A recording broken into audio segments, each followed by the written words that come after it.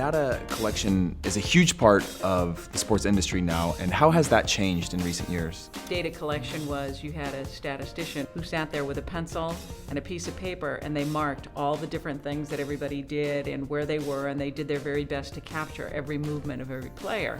Now, of course, it's a whole lot easier to do that because they've got cameras that are tracking the movements of all the different players. And there's also still statisticians, but they can actually store that data instantly.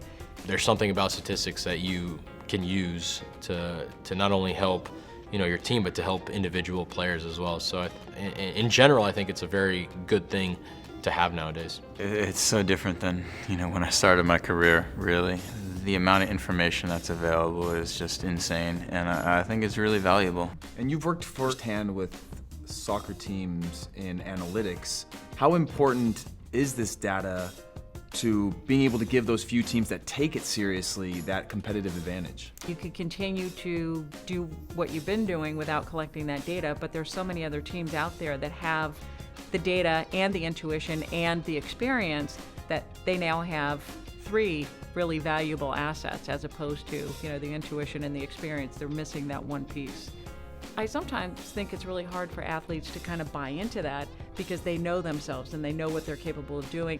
Before there was a way for us to collect that data, it was just, yeah, I've got a little wonky thing going on with my ankle, but I can still run. It's much easier to say, look, I can see that you're favoring your left ankle. You may not think you are.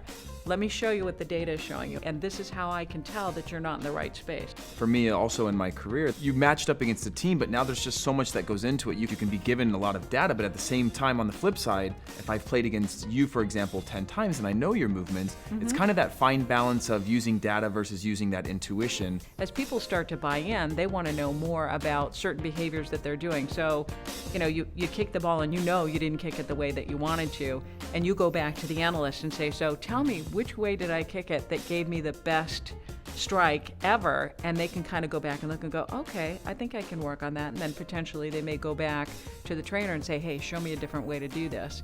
And then they can actually improve their game. As data grows, how do you see the world of data analytics growing or changing? Data analytics is becoming very specialized. And I think there's just not enough people out there that know how to do all those different pieces and parts. As kids are going through school, they don't really realize that there's careers out there where they can actually glue the two of those things together. You were in sports and you wanted to stay in sports. It's a whole new field to step into and Absolutely. stay involved in the games that you love. Absolutely.